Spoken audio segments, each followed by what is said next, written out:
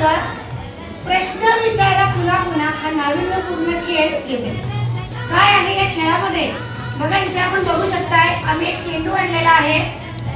ज्याच्या हातामध्ये चेंडू असेल त्याने एक प्रश्न विचारायचा आहे आणि ज्या मुलाकडे हा चेंडू फेकणार आहे त्याने त्या प्रश्नाचं उत्तर द्यायचं आहे आणि अशा प्रकारे हा खेळ चालू करणार आहे। चला तर मग आपण खेळाला सुरुवात करूया। प्रश्न विचारूया पुन्हा पुन्हा। माझा प्रश्न आहे, आपण कोणत्या राज्यात राहतो? आपण महाराष्ट्र राज्यात राहतो। रायगड जिल्ह्यात किती तालुके आहेत? रायगड जिल्ह्यात एकूण 15 तालुके आहेत। महाराष्ट्र राज्यात एकूण किती जिल्हे आहेत? महाराष्ट्र राज्यात एकूण 36 जिल्हे आहेत। भारतात एकूण किती राज्य आहेत? भारत देशात एकूण 28 राज्य आहेत। पाणी या विषयावर एक घोषवाक्य सांगा। घोषवाक्य जल हे तो कल है, मोती जीवाने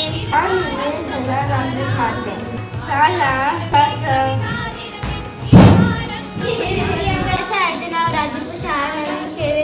माझी शाळा खूप मोठी आहे। माझी शाळेची इमारत खूप मोठी आहे। माझ्या शाळेसमोर खूप मोठे मैदान आहे। माझ्या शाळेसमोर हायस्कूल आहे। माझ्या शाळेत खूप छान उपक्रम होतात। माझी शाळा आनंददायी शाळा आहे। थाउजंडची स्पेलिंग सांगा। थाउजंडची स्पेलिंग THOUSAND। शेजारी देश कसा सांगा? श्री ने बचपन में MBA किया। श्रीलंका, बांग्लादेश, चीन, पाकिस्तान, नेपाल, म्यांमार, मालदीव, भूतान, अफगाणिस्तान। 15 गुणिले 7 105। तर याला हिंदीमध्ये काय म्हणतात? फळाला हिंदीमध्ये सांगतात। कोणत्या खंडात राहतो? आशिया खंडात राहतो। झाडांविषयी एक घोषवाक्य सांगा। झाडांवरती घोषवाक्य, झाडे लावा झाडे जगवा। माझा प्रश्न आहे, इंग्लिशची स्पेलिंग सांगा।